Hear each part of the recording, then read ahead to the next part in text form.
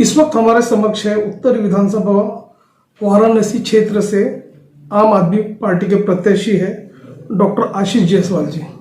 Sir, हम आपसे ये जानना चाहेंगे कि जैसे कि प्रचलित है केजरीवाल मॉडल दिल्ली का, उसी के तर्ज पर आज आप यहाँ के मतदाताओं को किस तरह का विकास का वायदा करना चाह रहे हैं, उस बारे में बताइए। पहली बात तो ये कि आम आदमी पार्टी वायदा नहीं करती है। हम लोगों ने जो लोगों के बीच में अपना घोषणा पत्र दिया है उसे ये कहा है कि ये एक गारंटी पत्र है, ये कोई चुनावी वादा नहीं है। जैसे दिल्ली में हमने कहा कि बिजली हाफ पानी माफ, तो हमने बिजली का 200 यूनिट फ्री करके दिया, जितना कहा उससे ज़्यादा किया। हमने जो वायदे किए हैं उत्तर प्रदेश की जनता से कि आपको 300 यूनिट बिजली फ्री मिलेगी, आपको बढ़िया स्कूल मिलेंगे, 10 लाख नौकरियां देंगे, महिलाओं को हर माह 1000 रुपये का भत्ता देंगे, जो ठेला रेहड़ी पटरी लगाने वाले लोग हैं, ऑटो चलाने वाले लोग हैं, मीडिया के लोग हैं, उनको 10 लाख रुपए का बीमा देंगे। तो हमने बहुत सारी बातें कही हैं, लेकिन ये सब वायदा नहीं है चुनावी, ये गारंटी है और इसको हम पूरा करके दिखाएंगे।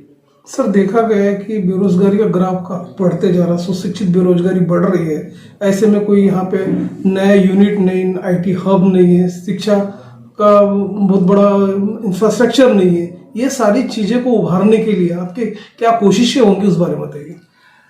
देखिए, उत्तर प्रदेश एक बहुत बड़ा प्रदेश है और बहुत संभावनाओं का प्रदेश है। यहाँ की राजनीति और यहाँ के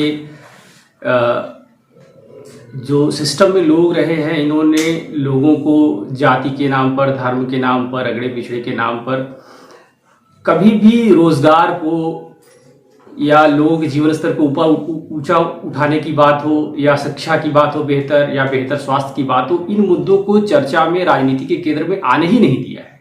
और 5,60,000 करोड़ का वार्षिक बजट है उत्तर प्रदेश का, और इतनी बड़ी आबादी है, इतनी संभावनाएं हैं, हर तरह के संसाधन हैं, उस पर भी इतनी बेरोजगारी है, तो ये राजनीतिक और प्रशासनिक अक्षमता को ही दिखाता है।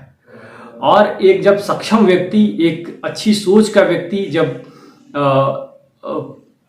और ऐसे लोगों से बनी हुई पार्टी जब सिस्टम को सुधारने के काम में आएगी, तो जैसा हमने वायदा किया है कि हम हर साल 10 लाख नई नौकरियां जनरेट करेंगे और लोगों को, जो युवा हैं, उनको रोजगारपरक शिक्षा देंगे, और जिनको हम उनकी योग्यता के अनुसार नौकरियां नहीं दे पाते हैं उन्हें 5,000 रुपये का बेरोजगारी भत्ता भी देंगे।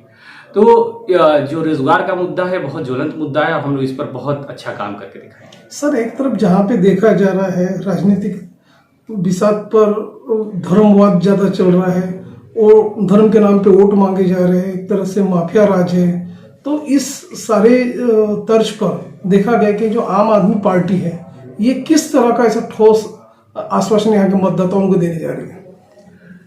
देखिए, जो आम लोग हैं उनको रोजगार चाहिए, बच्चों के लिए शिक्षा चाहिए, अगर घर में कोई बीमार होता है तो उसे बेहतर इलाज चाहिए, और जहाँ तक धर्म की, राजनीति की या और बहुत सारे मुद्दों की बात है, सब लोग त्रस्त हैं इस समय बढ़ती हुई महंगाई से, बेरोजगारी से।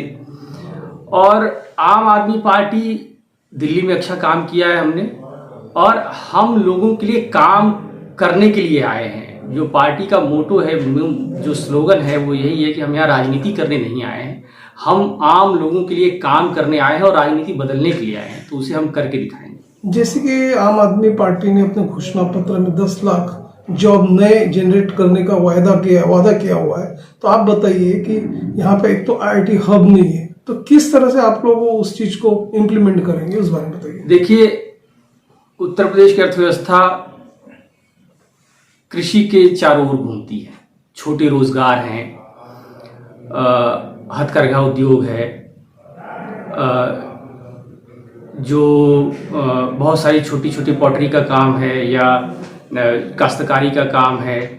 तो ये बहुत सारे ऐसे काम हैं जिसमें लोग लगे हुए हैं, और उनको बेहतर संसाधन नहीं मिलने से, उनको सिस्टम में पहुंच नहीं होने की वजह से या जानकारी नहीं होने की वजह से जो रोजगार हैं वो बहुत ही छोटे स्तर पर रह जाते हैं। उन रोजगार को हम लोग आगे लेकर के आएंगे, युवाओं को उसमें जोड़ेंगे, और जो IT सेक्टर है उसके लिए भी हम लोग काम करेंगे, और जो कृषि और कृषि से आधारित उत्पाद हैं उनको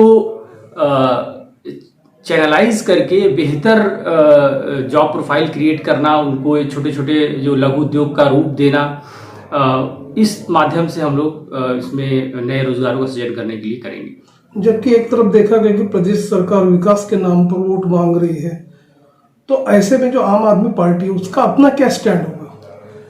देखिए, चाहे इस सरकार की बात करें या पिछले 20-25 सालों में जो भी सरकारें आई उनकी बात करें,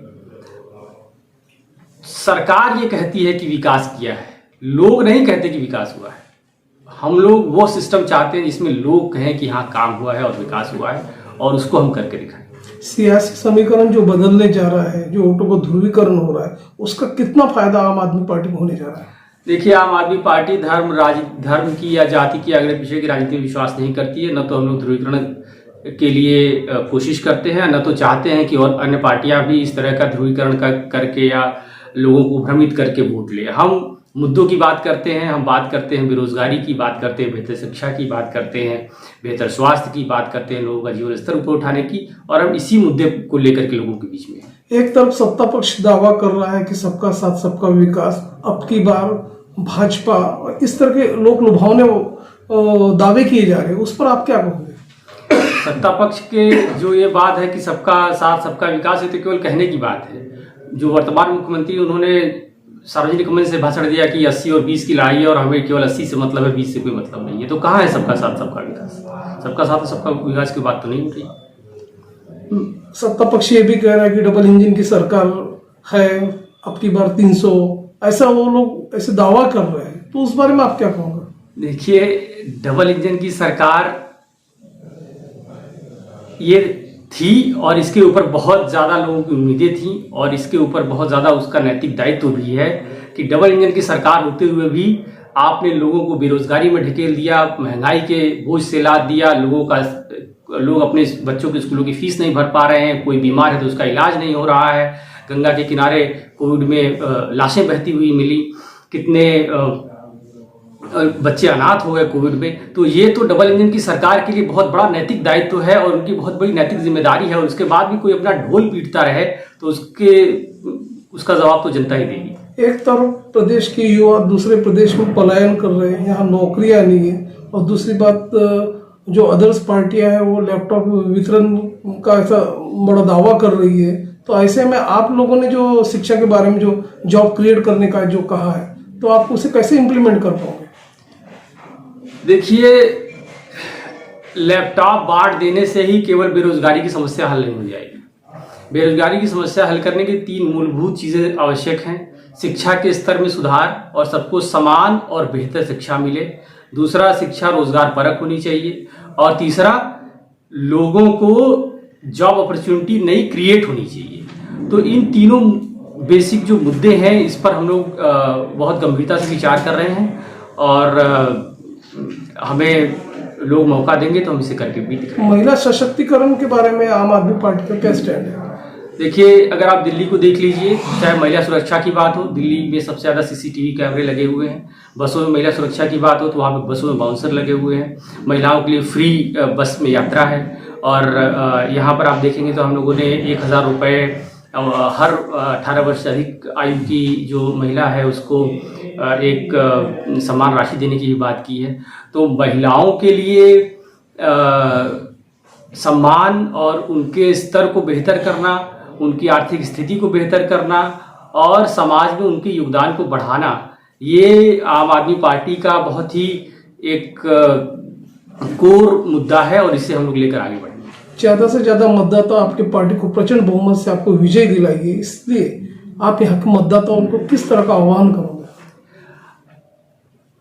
मेरा आह्वान मतदाताओं से यही है कि आप केवल सरकार बदलने के लिए या विधायक बदलने के लिए वोट मत डालिए। आप अपने जीवन के स्तर को बदलने के लिए वोट डालिए, आप बेहतर शिक्षा के लिए वोट डालिए, आप बेहतर स्वास्थ्य के लिए वोट डालिए, आप अपने जीवन को बेहतर करने के लिए वोट डालिए, बच्चों के बेहतर भविष्य के लिए वोट डालिए, और वोट जरूर डालिए। मैं डॉक्टर आशीष जायसवाल, मैं उत्तरी विधानसभा से आम आदमी पार्टी से प्रत्याशी हूँ। पहली मेरी आप सबसे गुजारिश है कि आप वोट देने ज़रूर जाएं, और जब वोट दे रहे हैं तो आप देखें कि आप किस प्रत्याशी को वोट दे रहे हैं, और पिछले 10 सालों में उसने क्या किया है, उसकी क्या योग्यता है, उसकी क्या सोच है और वो आपके लिए क्या करने के लिए आ रहा है।